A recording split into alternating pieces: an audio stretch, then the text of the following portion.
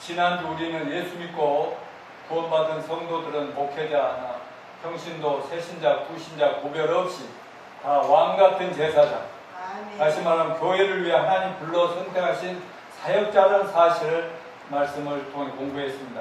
하나님께 사역자로 부름받은 우리가 평생 하나님이 원하시는 복된 인생을 살면서 하나님께 쓰임받는 성도들이 되기 위해서는 그리스도인다운 새로운 가치관 확립이라는 것이 매우 중요하다는 측면에서 오늘은 교회 사역자들 올바른 가치관 확립이라는 제목으로 여러분과 은혜를 나누겠습니다.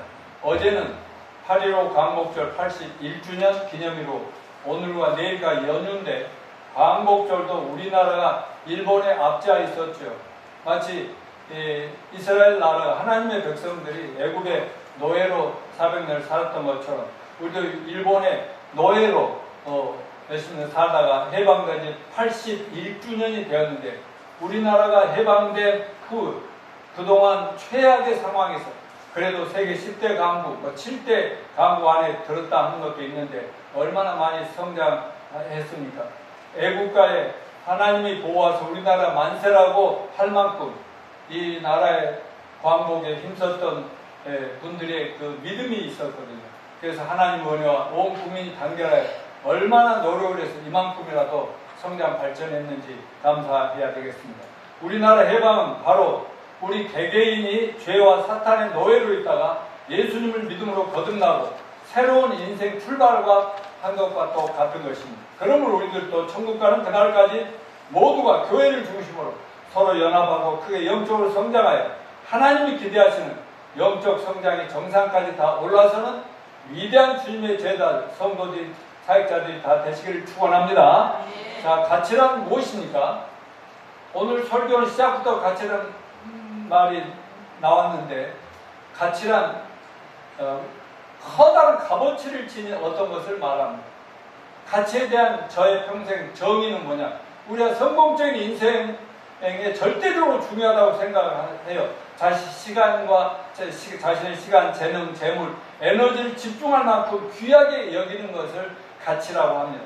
모든 사람들이 자기 신앙과 인생을 전적으로 의지하고 살 만큼 중요하게 생각하는 어떤 지성도 있고 전통도 있고 경험도 있고 종교나 자신의 신념이 있는 것입니다.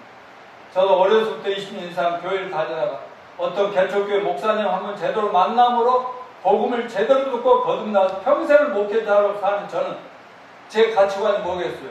저는 예수님이 최고예요. 성경, 복음, 교회, 성도, 가정, 아내, 자녀들 이를 사랑하는 거예요. 이게 최고예요. 복음전도, 영혼구원, 제자상도, 세계선교. 불쌍한 영혼들 보면 그냥 지나치고 싶지 않는 이런 것도 최고의 가치입니다.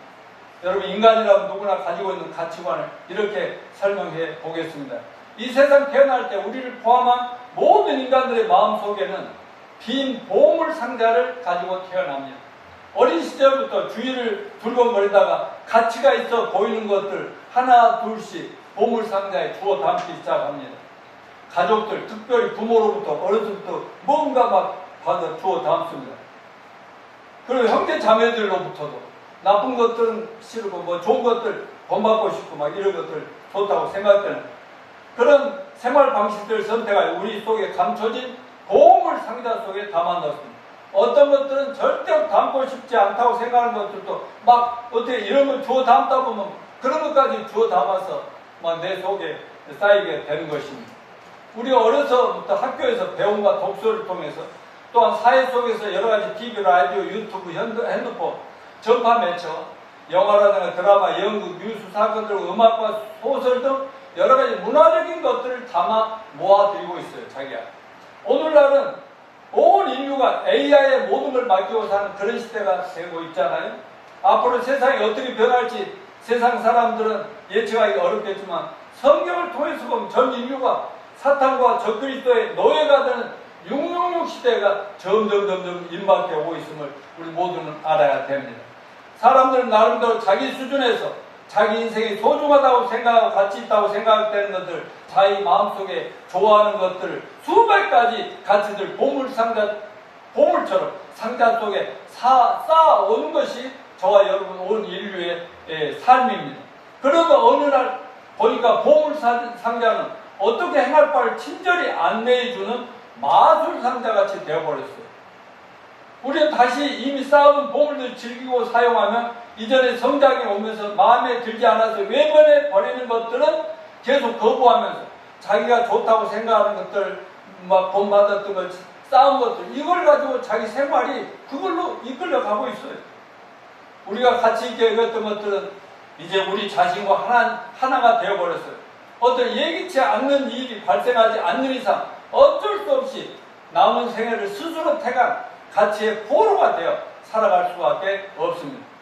그런데 놀라운 것은 우리가 그렇게 주워 모아둔 것이 과거의 내 인생의 중요한 결정을 좌우했고, 오늘날에도 현재의 새로운 결정들을 계속 뭐가 하냐?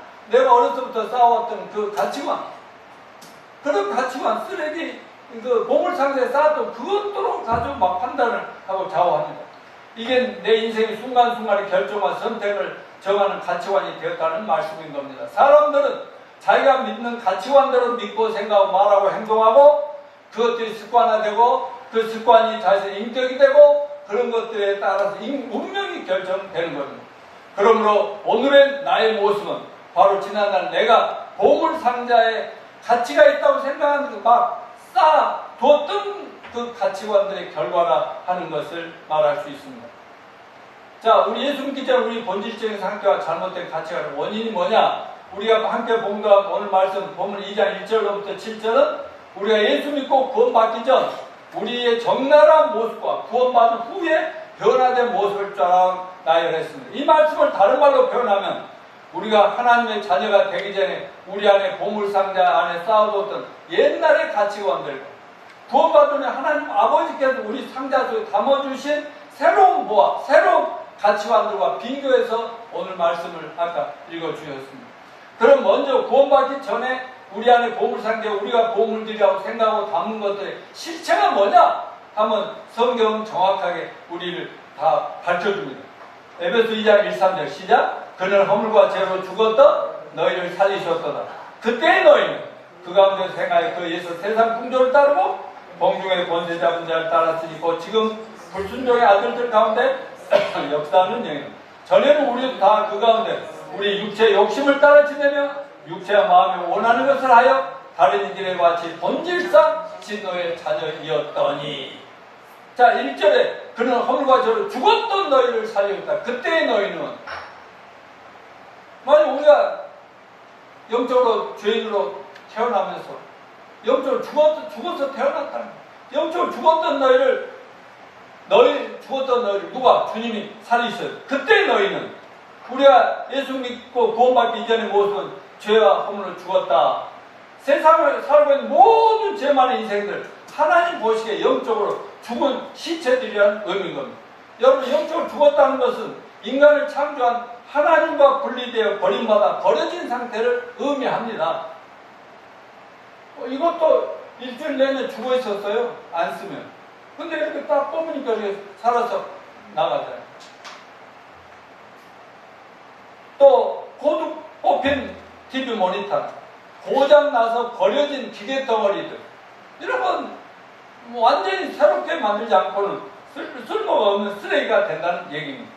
그와 같이 죄와 홀로 죽은 상태에 살고 있는 우리들의 보물상자 속에 발견될 수 있는 것들이 뭐냐? 에베소 2장 2절에 뭐라고 했어요? 그때 너희는 그 가운데서 행하여 죽은 시체 안에서 행하여 세상 풍조를 따르고 공중 권세 잡은 자 마귀를 따랐으니 곧 지금 불순종의 아들들 가운데 역사하는 영이 악령을 따라서 계속 살았다는 거예요.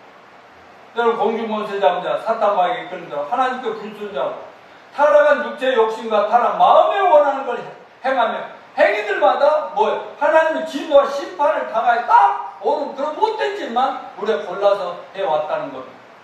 그러면 우리의 보물상자에 쌓인 것들은 그렇게 자랑할 만한 것들 못해 오히려 창피해하고 부끄러워해야 할 내용들로 가득한 것들, 한마디로 죽은 시체에서 나올 수 있는 모든 더럽고 추하고 냄새 뿌리는 흉악한 것들 뿐이었다 하는 것을 인정하시길 바랍니다. 그런 것을 예수 믿기 전에 우리가 의지하는 옛 것들, 우리가 좋다고 막 집어 삼켰던 보물창고에 쌓아두었던 그것들인데 구원받고 나서 보니까 이제 보기도 싫고 어디 드러날까봐 부끄러워 내던져 버리고 싶었던 것입니다. 솔직히 우리가 구원받기 전에 과거를 돌이켜보면 사람들 앞에는 보일 수 없지만 보이고 싶지 않았던 얼마나 부끄러워 창피한 것들이 많았습니다. 그런데도 막 좋은 사람 돼보려고 노력하며 살았지만 점점점 썩어 문드러져간 저희들이었답니다. 그리스도인 되기 전에 열애 동안 쌓아왔던 보물 중에 이제 어쩐지 초하게 느껴지고 어색하게 부끄럽게 여겨지는 것들이 많았다는 얘기입니다. 제 경우를 봐도 태어나서 결혼 후 얼마 되지 않은 거의 30년 동안 가정, 동네, 학교, 직장 내에 쌓아온 나름대로 붓기도 부끄럽기도 하고 자랑스럽게도 생각했던 보물들이 구원받자마자 다 무가치한 것으로 판단되어서 저는 예수님 영접하는 순간 다 쓰레기들이라고 그냥 그 순간에 물론 제가 젊은 날에 쌓아온 정말 훌륭한 사람이 되고 좋은 일을 많이 하게 되고 꿈과 비전과 삶, 목표 등 이런 것들이 쌓였지만 구원받고 얼마 지나지 않아서 보니까 다 쓰레기구나 하는 걸 다 했는데 또 구원받고 살다 보니까 내 안에 아직도 그 쓰레기들이 남아있더라고요. 그래서 그것을 버리고 하나님 것을 채우려고 하면서 여기까지 지금 오고 있습니다. 저만 그런 것이 아니라 갈수록 온 세상 인류가 점점 타락하고 부패하고 점점 멸망에 향해서 가는 것도 모든 인류가 인종도 다르고 국가도 다르고 생김새도 배움 수준도 다 다르지만 저희들이나 모든 인류 똑같이 아담과 하와의 후손들도 태어나면서 영적으로 죄 때문에 하나님과 분리돼 죽은 시체로 태어났기 때문에 그들이 모두가 쓰레기들을 이렇게 쌓고 막 성공한다고 난리지만 그것이 온 세상에 그들이 내놓는 것이 세상을 지금 점점 멸망으로 끌고 가고 있다는 것을 기억하시기 바랍니다. 구원받기 전에 형성된 우리 가치관의 실체를 프란시스 셰퍼 박사라는 세계 가장 지성인이라는 셰퍼 박사는 우리는 인생의 거리에서 흩어져 있는 보석을 주는 것처럼 생각 없이 가치관을 수립하고 있다. 이거 좋다고 하는 모든 걸 막 쌓아가지고 자기의 가치관, 난 이런 확신으로 살 거야, 이런. 셰퍼 박사의 이 말은 에베소서 사도 바울이 예수 믿기 전 우리 모든 인간의 실상을 표현해 준 말인데 에베소 4장 17, 19절 아까 읽지 않았는데 한번 읽어볼까요? 시작. 그러므로 내가 이것을 말하면 주 안에서 증언하니 이제부터 너희는 이방인이 그 마음의 허망한 것으로 행함과 같이 행하지 말라. 그들의 총명이 어두워지고 그들 가운데 있는 무지함과 그들의 마음이 굳어짐으로 말미암아 하나님의 생명이 떠나 있고 그들이 감각 없는 자들 자신을 강탕에 방임하여 모든 더러운 것을 욕심으로 행하되. 여러분 이 말씀 인생 거리에서 방황하는 불신자들의 보물상자 속에 가득 채워진 그런 쓰레기들을 의미하고 있습니다. 우리 예수 믿기 전 과거가 증명하듯이 아직 예수 믿지 않고 사는 모든 인생들 나름대로 열심히 자신의 인생들의 행복과 성공을 위해 세상에 귀하다는 것을 막 수집하여 자신의 보석상자에 담아서 자기 가치관이라고 그걸 붙들고 살아요. 그 보물상자를 안을 들여다보면 그들의 내적 삶은 무지하고 탐욕, 무모한 감정, 모든 부도덕에 대한 호기심 이런 것들로 가득 차 있어요. 마치 시가지를 걸을 때 막 바람이 세차게 막 불어와요. 그럴 때 막 계속 그 시간이 길어지다 보면 우리 몸에 얼굴과 몸에 먼지와 모래가 막 쌓이는 것과 같이 그렇게 되는 거예요. 비가 오는데 포장이 되지 않는 어떤 시골 길, 그런 지방의 길을 걸어갈 때 그들의 신발은 온통 기름투성이가 되는 것 같이 열심히 살면 살수록 우리 인생이 점점점 더러져 가는 것. 맞아요, 맞아요. 예수님자면 맞을까? 길가에 떨어져 있는 흙 묻은 동전을 주어서 동전이다 돈이다 했고 근데 뭐가 더러워. 흙을 닦아 문질러가지고 막 포켓대에 담았어. 누군가 던져버린 구겨진 잡지 같은 거. 그것에 들어있는 내용이 아주 음란하고 부도덕한 걸 할지라도 그 자리를 그런 잡지나 책을 버리고 싶지 않아. 셰퍼 박사의 말에 의하면 그렇게 길거리 쓰레기가 먼지 같은 것들 막 주워 담으면서 그것들로 인해 제멋대로 나름대로 가치관들이 다 형성돼. 난 이것이 옳은 게 이렇게 살 거야 이런다. 그러한 상황에서 그 사람은 어떤 종류의 가치관을 갖게 될까요? 에베소 4장 17절 19절을 보면 하나님과 분리된 하나님과 아무 상관없이 사는 사람들의 가치관을 암세해주는 단어들이 몇 개 나오는데요. 17절 그러므로 내가 이것을 말하면 주 안에서 증언한 이제부터 너희는 이방인은 예수 안 믿는 하나님 없는 인간, 그 마음에 허망한 것으로 행함같이 행하지 말라. 너희는 그러지 말라. 19절, 그들이 감각 없는 자되어 자신을 방탕에 방임하여 모든 더러운 것을 욕심으로 행하되. 이상의 단어들 마음에 드세요, 안 드세요? 부끄럽지 않습니까? 무지, 무감각한 양심. 양심에 감각이 없어. 굳어진 마음, 방탕, 방임, 더러운 탐욕, 욕심. 이런 거 여러분 태어날 때부터 가지고 있어요, 없어요?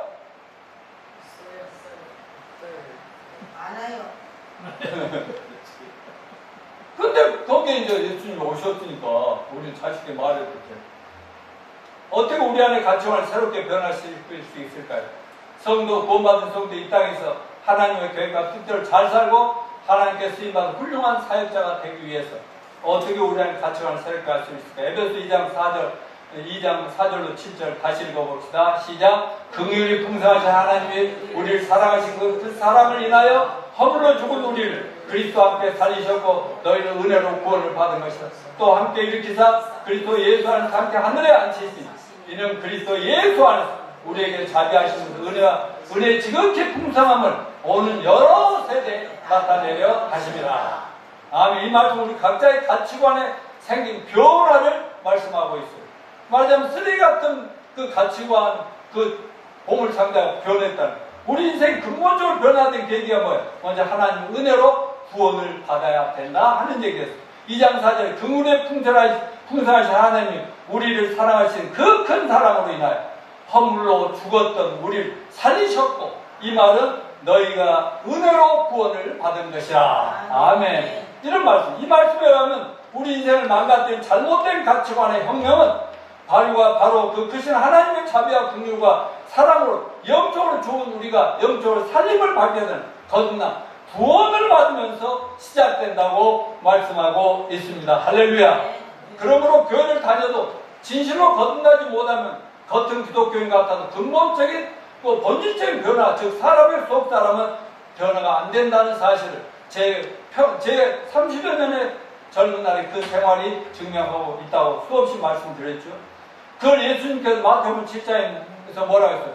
수많은 사람들이 나도 주여 주여 나 천국 들어갈 수 있어, 나 목사였어요, 선교사였어요, 기적을 일으켜서 병도 고쳐서 별것을 다 해, 나 이제 천국 들어가면 되지요 그랬더니 난 너 모르거든 이 싸가지 나를 떠나 저 지옥에 들어가, 이렇게 한다고 경고하셨지 않습니까? 교회 안에 옛날에는 지금은 아니 말씀했지만 오늘날에 그 어느 때보다 구원받지 못한 가짜 기독교인들이 더 많아지고 있음을 모두가 알아야 되겠습니다.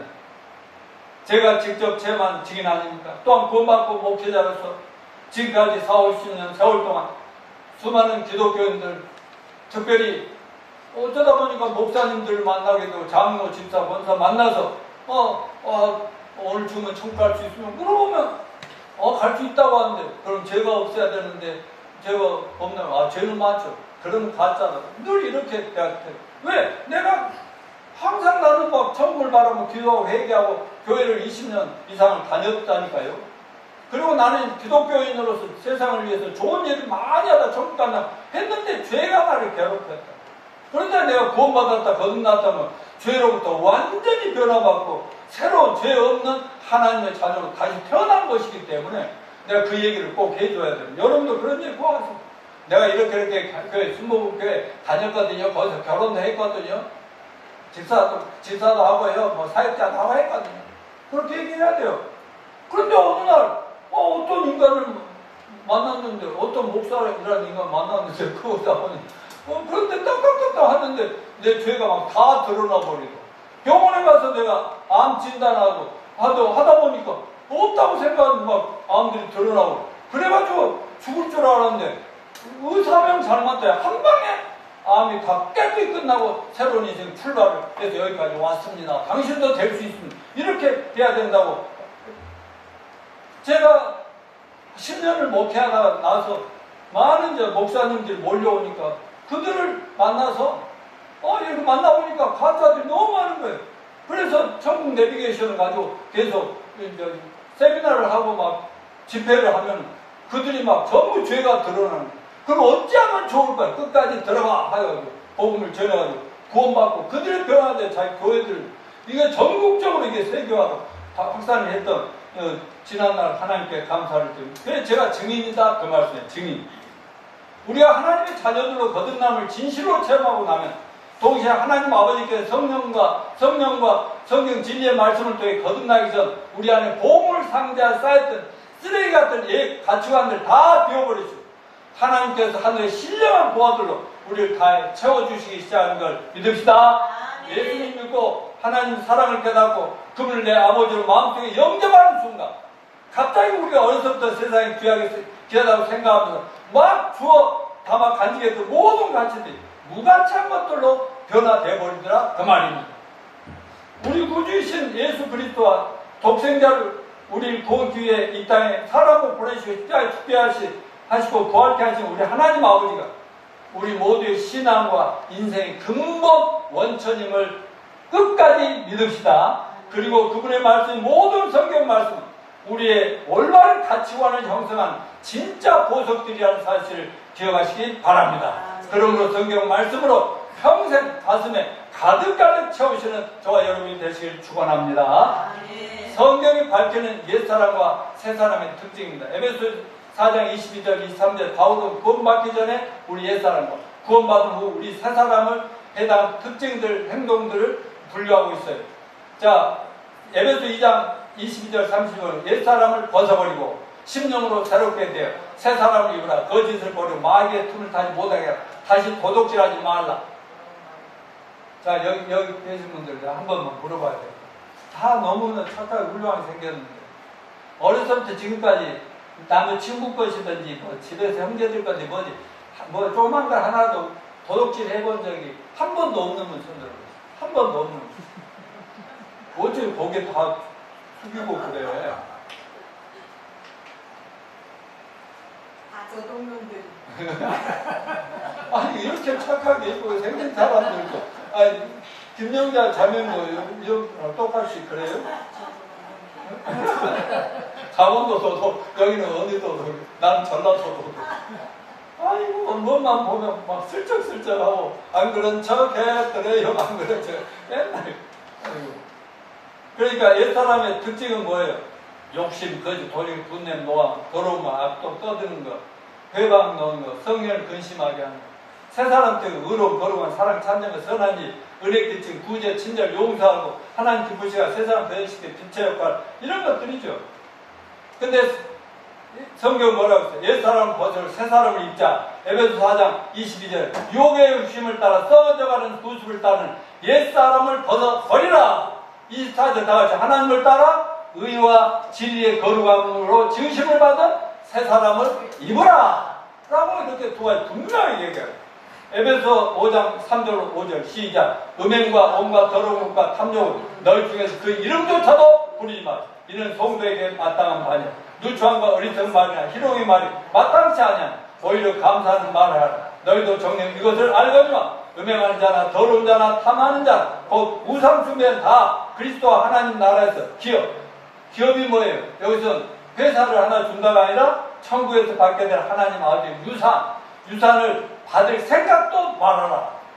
그러니까 돈 받았으면 탈탈 털고 말씀으로 충만해야 하늘에 이 땅에서 축복이지만 하늘에 갔더니 우와 엄청난 유산이 각자에게 주어진 우와 그 안 받아도 신나는데 얼마나 더 놀랍겠어요. 하늘에서 유산은 엄청난 겁니다. 사도 바울은 이사야 말씀대로 우리의 보물상자에서 청소해서 버려야 될 쓰레기들을 언급하고 있습니다. 구원받기 전에 우리가 길거리에서 주워 모아 쓰레기 먼지들로 형성된 내 가치관을 벗어 버리라 하는 겁니다. 그리고 새로운 하늘로부터 내려 진리와 하나님 은혜와 사랑으로 보물 상자를 다시 채워 나가길 바란다 하는 말씀입니다. 만약 우리가 옛사람을 벗어버리지 않으면 하나님의 자녀가 되기 전에 여러분들이나 제가 모아들이 썩어지고 우리를 추하게 망하게 할 세상적인 보물들이라는 것과 하나님 자녀가 되기 위해 얻은 하나님 내려주신 새로운 보물들이 우리 보물 상자 속에 함께 공존하게 되면 어떤 일이 일어날까? 쉽게 말하면 온갖 세상 지식과 성경 말씀 함께 막 이것도 쌓이고 저것도 욕심부를 얼마든지 그럴 수 있죠. 그러면 여러분 집에서 빨래와 새 옷을 함께 놔둬요? 빨래는 따라 두고 새 옷은 따로 둡니까? 여러분 음식, 식당, 저도 이제 요즘 주방장이죠. 우리 집안의 주방 가장인데. 아니, 음식 먹던 거, 아니면 먹다 버린 거 이런 거 하고 막 또 섞어서 냉장고에 넣어놔요? 그럴 수는 없는 거 아니에요. 그처럼 우리가 구원받으면 우리 안에 옛 생각들과 새로운 가치관들, 옛날 가치관과 새로운 가치관들 확실히 분리돼야 되지 않겠습니까? 여러분 이 세상 거리에서 주워모은 모습들을 시한폭탄과 같습니다. 그것들 우리가 예상치 보다 폭발을 해서 우리 자신도 망가뜨리지만 다른 사람들을 같이 망가뜨리게 만들어가요. 맞아요. 그게 우리 옛날에 어렸을 때 쌓았던 그런 것들이 내 확신이라고 생각하고 뭐 자기는 좋은 일 한다는데 사기를 치고 있고 막 남들 망치고. 우리는 살다 보면 가치관이 혼란된 그리스도인들, 다시 말하면 아직 확실하게 변화되지 못한 완전히 믿는 자도 아니고 안 믿는 자도 아닌 어정쩡한 기독교인들 수없이 만나보게 될 것입니다. 그들은 자신들의 마음속에, 아니 인격과 성품 속에 형성된 예 가치관을 면밀히 검토하지도 않고 거리에서 주운 보석들, 여전히 자신의 인생의 소중한 가치들로 여기며 간직하고 있기 때문에 그런 것들이 툭툭 튀어나오는 거예요. 자신의 마음속에 세상적인 쓰레기들로 가득하니까 교회 와서 아무리 설교 말씀, 하나님 말씀 들어도 교회를 벗어난 그 쓰레기들의 지배를 받고 전혀 근본적으로 새롭게 변화되지가 않더라, 그 말씀입니다. 그래서 하나님의 예수 믿고 거듭난 하나님의 자녀들이라면 우리가 과거에 아무리 가치 있게 있고 대단한 보물로 여겼던 것들이라 생각할지라도 그것들을 하루빨리 과감하게 청산하고 버리고 앞으로 전진해 나가라고 말씀하고 있습니다. 그러므로 예수 믿고 구원받은 자들이라면 자기를 계속 더럽게 만들고 다른 사람을 실망시킬 여지를 남기지 말게 되기를 바랍니다. 교회 다니는 우리나 교회 안 다니는 비신자들이나 일단은 어떻게 돼요? 안 믿는 자는 믿는 자들, 교회와 목사와 교회 다니는 성도라고 하고 권사님, 집단 장로를 하면은 뭐예요? 어떤 기대치가 있을까 아닙니까? 자기들은 옳게 착하게 진실되게 살지 못하더라도 그래도 목사님이니까 성도니까 뭐 교회 장로님이라면 늘 이렇게 하는 분이나 그렇다면 이렇게 살지 말고 이렇게는 살아줘야 되지 않겠어요? 이런 기대가 있는 거 아니겠어요? 그러다 교회 다니면 예수 믿는 부모님, 장로라는 엄마가, 권사라는 엄마가, 장로라는 아빠가, 자녀들이나 또 자녀들 교회 나가도 열심히 공부도 안 하고 막 그러더니 친척이나 직장, 상사, 동료, 친구들에게 이런저런 잘못된 언행들이 드러날 때 자신과 별 다를 것이 없어 보이는 모습이나 태도를 발견하면서 그들 실망하고 기대감 같은 게 무너져 내리게 되는 거죠. 기독교인에게. 그래서 예수 안 믿고 교회 안 다닐 빌미를 주게 됩니다. 저희들이. 이런 일들은 교회는 다니지만 그 사람 어려서부터 지금까지 자기들 마음속에 자기 인격 속에 쌓은 세상적 온갖 것들을 보물 상자 속에 담아온 것들이 삶 속에서 그때부터 맨날 드러나니까 저절로 드러나는 거예요. 그래서 불신자들이 뭐라고 내가 그럴 줄 알았다. 교회 다니는 니들이 안 다니는 나는 마찬가지지 뭐. 난 차라리 교회 안 다니면서 죄를 지으면 나는 위선자 같은 죄책감은 없거든. 제가 제일 괴로웠던 것이 교회 열심히 다니고 잘 삽시다, 훌륭하게 됩시다, 큰 소리 빵빵 치고 모임도 하고 하면서도 속에서 죄를 자꾸 짓게 되는 그런 것들이 드러나니까 위선자, 이게 들통나면 안 돼. 이게 참 사람 괴롭히더라고. 근데 어떻게 해결 길을 교회에서 안 가르쳐줘요? 힘들었다는 얘기. 자, 어떻게 새로운 가치관을 확립할 수 있어요? 오늘 본문 말씀 중에 우리가 예수 믿고 구원받아 하나님의 자녀를 되었으면 우리의 가치관을 새롭게 형성하고 확립해야 될 것이 얼마나 중요한가 하는 걸 말씀드렸습니다. 그렇다면 새로운 가치관을 어디서 찾을 수 있을까요? 에베소 5장 1절. 너희는 사랑을 입은 자녀같이 하나님을 본받는 자가 되고 라고 말씀합니다. 여러분 개인적인 가치관을 재구성하는 무엇보다 중요한 건 본받아야 할 모범의 설정입니다. 본받아야 할 대상, 즉 롤 모델이 우리가 있어야 돼요. 사업을 하든 목회를 하든 무슨 결혼하든 직장생활 하든지 자기가 난 최소한 저 사람을 본받고 그 롤 모델이 절대적으로 필요하죠. 오늘 성경 너희는 사랑을 입은 자녀같이 하나님의 너희가 사랑으로 죄로부터 사망으로 지옥부터 구원을 받았으면 그 자녀답게 하나님을 본받는 자가 되라. 아멘입니까? 하나님을 본받아 이 말씀 누구나 부담스럽죠. 도대체 어떻게 하나님을 본받는 자가 될 수 있나 이 말이에요. 그럼 먼저 사랑을 입은 자녀들 같이 너는 이미 사랑받은 자녀들 아니냐? 그래 네 아버지 하나님 본받을까? 이 말씀 무슨 뜻인지 다른 예화를 하나 말씀드리겠습니다. 3살 난 한 집안에 철이라는 아이가 있어요. 욕실에서 아빠가 면도하는 모습을 유심히 바라보고 있어요. 비누 거품에다가 면도기로 턱선을 까는 모습을 이렇게 쳐다보고. 그날 오후 철이 엄마는 이상하게 집안이 조용해. 그래서 철이 어디 있니? 하고 소리 질러도 소리가 없어. 근데 철이 엄마가 큰 소리 부르는데 나중에 조용한 가운데 저 욕실에서 무슨 세미한 소리가 들려. 한급히 달려가 봤더니 철이가 의자에 딱 걸터 앉아서 수도를 들어놓고 거기다가 여기다 이렇게 거품을 막 이렇게 바르고 그러면서 얼마 전에 이제 하도 자기도 면도 사달라 했어요. 어린아이들 장난감 면도를 사한테 큰 면도 이걸 이제 깎으려고 하고 있었던 것입니다. 철이는 사랑스러운 자녀로서 아빠를 흉내내고 있었던 거예요. 아빠가 하는 일이면 무엇이든지 흉내내고 싶은 철이었습니다. 철이의 가장 큰 꿈은 아빠처럼 되는 거예요. 그래서 아빠처럼 말도 해보고 걸음걸이도 흉내도 내보고 심지어 아빠가 사용하는 단어를 그대로 따라하기도 해요. 뭐 예를 들어 우리 손주들이 어렸을 때 이제 우리 같이 살고 지금 미국에 있지만 이렇게 같이 나 따라해.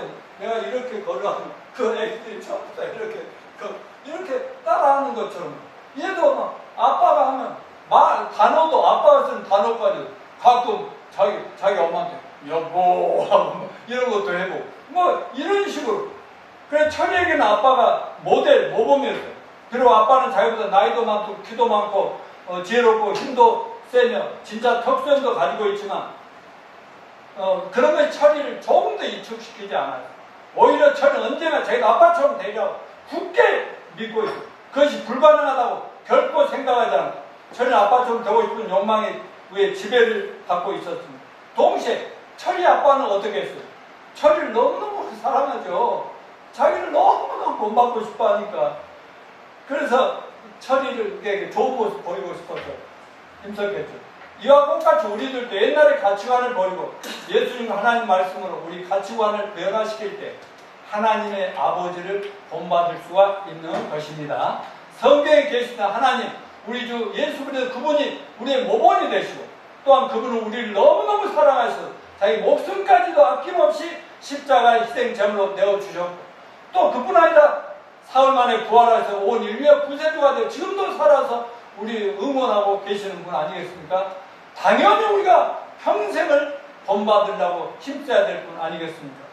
그러므로 3살 난 철이가 아빠의 사랑을 확신하기 때문에 얼마든지 아빠의 멋있게 보이는 모습을 뭐든지 따라한다고 아빠가 좀이라도 나무라기서 일마 왜 나를 본받아? 그렇지는 않는 거예요. 얼마나 기특해 하겠어요. 예수님과 하나님 아버지도 우리가 예수님과 하나님 본받고 싶어하면 너무너무 좋아하셔서 너무 사랑하셔서 있는 것 다 주고 싶지 않겠어요? 그러면 오늘부터라도 우리는 성경 말씀을 통해서 하나님과 예수 그리스도에 관한 모든 부분을 배우고 알아가면서 닮아가서 힘쓰면 힘쓸수록 우리를 더욱 사랑하시고 축복하시지 않겠습니까? 그래서 예배 참석 열심히 합시다. 설교 경청 지금 여러분 잘하고 계시고 아침마다 제가 보내드리는 매일의 양식 큐티 그거는 꼭 한번 읽으면서 하루를 시작하고 아무리 아침에 바쁘면 저녁따라 화장실 가서 잠깐 보라고 했죠. 그거라도 꼭 읽고 또 성경 한 장씩이라도 읽고 그렇게 하면 여러분이 1년 6개월을 더 나도 모르게 내가 더 놀라운 풍성한 사람 성도가 되는 걸 알 수 있을 거예요. 그래서 가족들과 함께 또 예배도 드리고 기도회도 하고 성경 읽기 성도 안에 틈만 나면 말씀 교제도 나누고 이렇게 하시게 되기를 바랍니다. 어떻게 새로운 가치관을 계속 확립해 나갈 수 있을까요? 에베소 5장 8절로 10절 같이 읽습니다. 시작! 너희가 전에는 어둠이더니 이제는 주 안에서 빛이라 빛의 자녀들처럼 행하라. 빛에 있는 모든 착함과 의로움과 진실함이 있는 자 주를 기쁘시게 할 것이 무엇인가 시험하여라. 먼저 우리 예수 믿고 구원받을 때 우리 신분과 정체성이 변화된 걸 아, 이제 나는 옛날 내가 아니야. 나는 완전히 새로운 하나님 자녀거든. 아, 진짜 사도 바울이 예수님 딱 만나보니까 3일 만에 완전히 변화됐죠. 사도 바울은 눈이라도 뭐하고 3일 후에 막 뭐였죠. 저는 예수님 영접과 구원 받은 그 순간부터 진짜 세상에 아무 필요가 없더라니까. 너무 놀랍게 그동안 내가 쓸데없는 것들을 붙잡고 예수님 한 분이면 죽고 이렇게 돼야 된다 이거. 더 이상 어둠의 자식이 하늘의 영광을 비춰야 돼. 그래 난 빛을 비춰야 돼. 그리고 빛의 자녀들처럼 행해야 돼. 십자을 죽게 기쁘시게 할 거니 시험해야 하나님을 어떻게 하면 기쁘하지? 어떻게 하면 목사님도 기쁘고 성도도 기뻐하지? 어떻게 하면 교회도 기뻐하지? 이렇게 옛날에는 어떻게 하면 나를 기뻐하고 내가 어떻게 하면 내 욕심처럼 이러한 우리의 세심하고 의도적인 행동, 주님을 기쁘시게 하려면 무엇인지 시험하고 행동하는 자세와 태도가 저와 여러분의 삶의 가치관에 확실한 변화를 주시라고 믿습니다. 아까 말씀드렸지만 다시 한번 말씀드립니다. 나의 삶의 모든 가치관은 나 스스로가 선택한 것이면 다른 사람이 대신에 선택해 줄 수 없어요. 예수 믿고 거듭난 그리스도 안에 새로운 삶에도 원리는 마찬가지입니다. 우리가 하나님의 사역자들로 쓰임받는 그리스도인들이 되기 위해서는 그리스도인의 가치를 신중히 그리고 의도적으로 기독교인의 가치관을 향상시켜 그동안 쌓여온 우리 안에 잘못된 세속적인 세상적 가치관들을 제거해 나가고 그 모든 걸 능동적으로 버릴 건 내가 능동적으로 버리고 또 받아들일 것은 말씀을 통해서 교회를 통해서 형제자매 교제 받아들여요.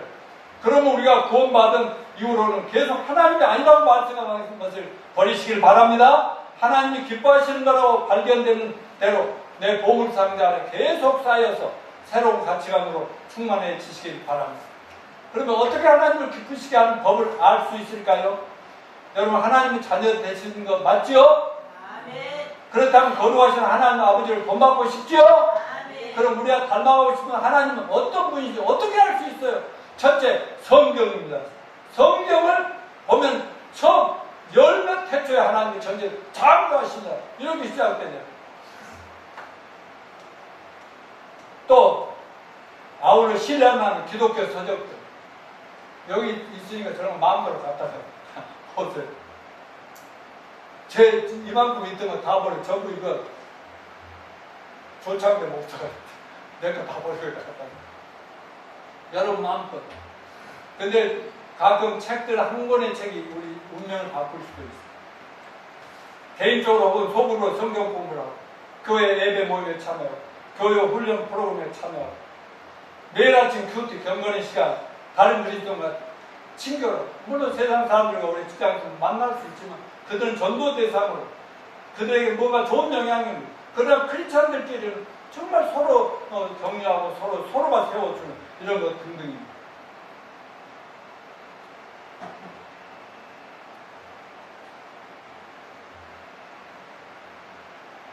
자, 우리의 영적 성장을 위한 하나님 주신 몇 가지 무기들이 있습니다.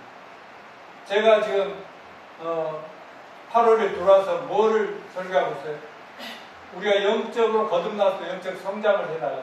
영적 성장은 끝이 있어요, 없어요? 예수님 닮아, 하나님 닮아 끝까지 올라가요. 더 목표를 향해 달려가는데 정상을 향해서 금년도에 8월달, 9월달 시간 되는 대로 제가 이 말씀을 여러분과 나눌 텐데 그러면 하나님 주신 몇 가지 무기가 있어요. 자, 에베소 6장 14, 17절 시작. 그런즉 서서 진리로 너희 허리띠를 띠고 의에 호신경을 붙이고 평안한 복음의 중재한 것을 신을 신고 모든 분의 믿음의 방패를 가지고 이로써 능히 약한 자의 모든 불화살을 소멸하고 구원의 도와 성령의 것 하나님 말씀을 가지라. 이 말씀에 보면 진리 허리띠 우리 허리띠 뭐야? 옷이 안 벗겨요. 부끄럽잖아요. 의에 호신경 또 의로움으로 가슴을 땀하고 복음 정도의 신발을 신고 믿음의 방패는 꼭 하나 있어요. 믿음을 모든 걸 믿음으로 물리죠. 사탄이 계속 공격. 구원의 투구, 그 모자를 쓰고요. 방어용 무기, 이런 방어용 무기가 있지만 공격용 무기도 하나 있어야 되잖아요. 뭐예요? 그 성령과 말씀, 하나님 말씀. 이걸로 항상 우리가 무장을 해야 될 줄로 믿습니다. 결론적으로